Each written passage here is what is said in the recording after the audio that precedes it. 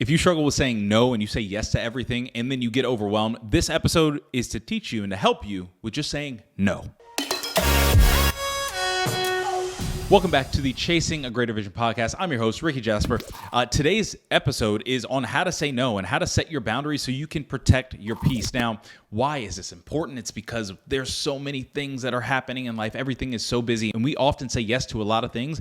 And I'm someone who has a tough time saying no to things for reasons we'll get into. But if you're like me and you have a tough time, saying no is going to be so important. So at a high level, we'll give the tips and we'll get right into it. Number one, you want to assess your current commitments. Number two, you want to practice saying no to smaller things. If you have a little bit of insecurity, saying no to people. And number three, you want to block out focus time. And that focus time is going to be your no time, no to other things that aren't important. Now, I'm a nice guy, or I like to think that I'm a nice guy in the sense of my instinct is to say yes to someone to do something or yes to an obligation. And I don't even think if I really want to do it or not. I'm just like, oh yeah, that sounds great. Let's do it. And what that does is it ends up wasting my time because my heart's not in it. I don't really think it through. I don't even say, hey, give me some time to think about it. I just say yes to just about everything. And I've gotten better with saying no, and I think that that's why now my life is that much more peaceful because I've really learned how to say no. I've really learned how to speak up when I'm like, I don't want to do this, and that's just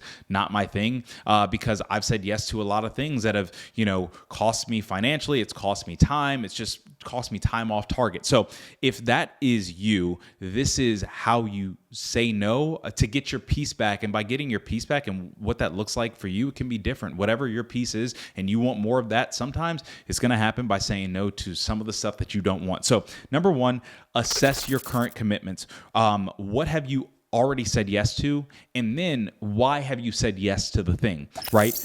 Do you still want it to be a yes? Because if you don't want it to be a yes, if you look at all of your current commitments and you say, I really don't want to do this, you're able to then turn around and say no and express your reasons why. And sometimes the reason is, I just actually don't want to do it, right?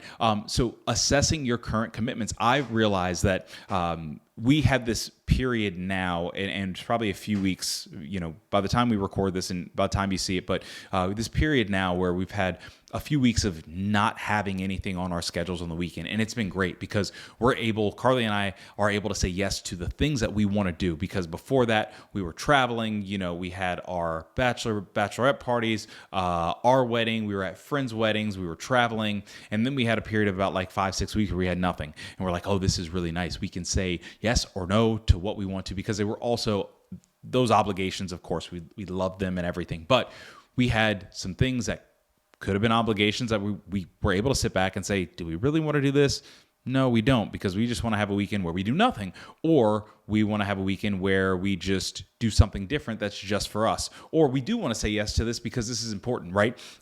So I think that is a vital thing for you to assess where you currently are and what your current situation is, and what your current obligations are, and to be able to say, yeah, I do want to do this. No, I don't want to do this. So assess your current commitments. Number two, practice saying no to smaller things.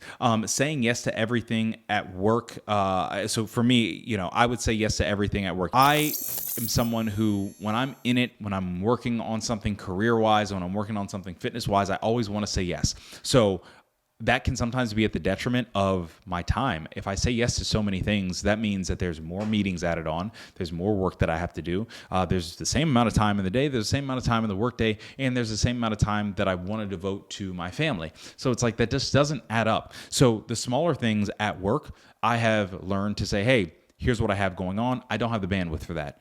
And I realized that the more that I do that, the more respect for my schedule there is. Instead of just things thrown on me, meetings thrown on my calendar, it's, hey, do you have time for this? Because I know you're working on this, this, and this. It's very important, right? So the more that you respect your time and the more that you're able to say no to smaller things, it doesn't offend people. People sit back and they respect your time because they don't expect you to always be available, and they'll come to you with things that are actually very important, or more important, to have a conversation to see if you have the bandwidth to take on.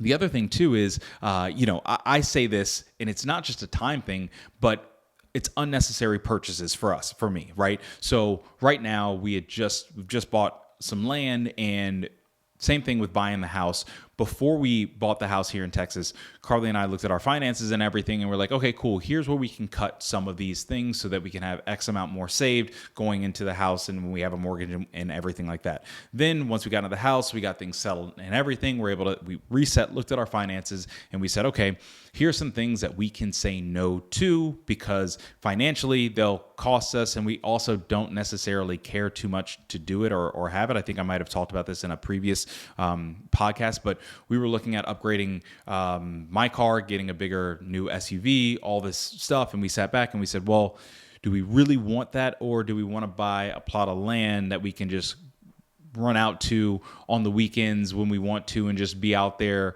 with animals and just chill and have a good time, put a tiny home on there for, just a little bit more of the cost, but, we can reallocate finance. So we said no to this thing over here so we could say yes to something that it was actually more important to us, right? So a smaller thing, it wasn't necessarily a smaller thing, but a smaller thing in the sense of our purchases and our daily purchases and the money of where it's flowing to. We're like, well, we don't need to do this. We don't need to go out to eat here. We can do this here for the bigger purpose of doing something else. Like I said, when you say no to something, you automatically are saying yes to something else. So just make sure that you practice saying no to smaller things. It gives you the confidence to say yes to bigger things and bigger things that you want in your life. Number 3, and finally, block out focus time. So this is the reason why I'm sticking to time is because time is our resources that we cannot get back. We will never get time back.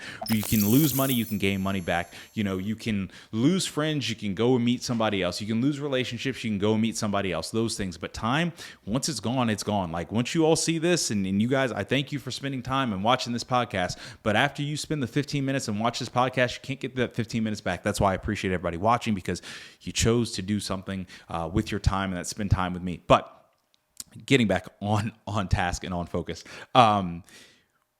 saying yes to something is also saying yes to a string of other little things. So that's why you want to be careful. So how does this work out in practicality? So Mason, I'll use him as an example. I use him as an example a lot. When he says, yeah, man, like, boom, I want to be your podcast producer. Okay, great. That sounds great. So we want to film from this time to this time. Okay, great, cool. We're at my house, boom. But when Mason says yes to it, it's a little bit of a bigger commitment, because what he's doing is Mason lives an hour away. So he has to then drive an hour. He has kids, so he has to change up how the schedule is sometimes. Sometimes we have to switch days. Sometimes there's traffic. He's saying yes to this thing, to do this podcast. But what he's also saying yes to is also spending editing time, doing all of that stuff. There's all of these other things that he's saying yes to. So if you're saying yes to something, you want to be aware of all of the other things that are trickling down that you're saying yes to. When Carly and I bought some land, we're like, okay, what are we saying yes to? Another payment. We're saying yes to another piece of land to manage and landscape and all of these other things that we're saying yes to that are going to cost us time. Now, it's time that we are super excited about. That's time well spent for us. And I say that because you want whatever your yes is, the other little trickle down yeses, you want to be excited about those as well, because it's not just you're saying yes to one thing and then there's no dependencies, right? So when I'm in tech and as a business analyst, like when we're writing requirements and everything, I have to write a requirement and I have to talk about all the dependencies based on that requirement, because you can't just say, hey, build this thing. And if you build something over here and put it into production and be like, hey, it's live, it could break a bunch of things if you didn't, account for any sort of dependencies, any sort of workflows, any sort of things that need to be accounted for or changed, so that when you build that, nothing else breaks and everything functions properly, smoothly, and efficiently, right? So understanding what your yeses are, what the connected yeses are, and ensuring that big yes, that all those little yeses you are super on board for. Saying no is such an important and such a powerful thing, because it gives you your power to do what you want to do. Now, can we do all the things that we want to do all day, every day, and twice on Sunday? No, right? Like we still have to earn a living. Most of us still have to earn a living. We have to do things that we don't always want to do, but there are some things that we just don't have to do and that we don't want to do, and it's okay to just not do them. And that was a very tough thing for me to realize. And that was a very tough thing for me, because I was like, oh, I need to do this. And when I sit back and it's like, well, why? I mean, going back to the High Rocks thing this year, I was like, oh, I really want to compete in High Rocks this year and everything. And I'd so busy with every other thing in life. And I really sat back and I was like, well, why? And I was like, oh, it's an ego thing. I don't have to, this doesn't impact me at all. And I can spend time doing the things that I really want to do, I was like, I'm not doing this. I don't feel bad about it, right? So those things, saying no to things, you will see how freeing it is, and you'll see how exciting it is to do life a different way and to do different things.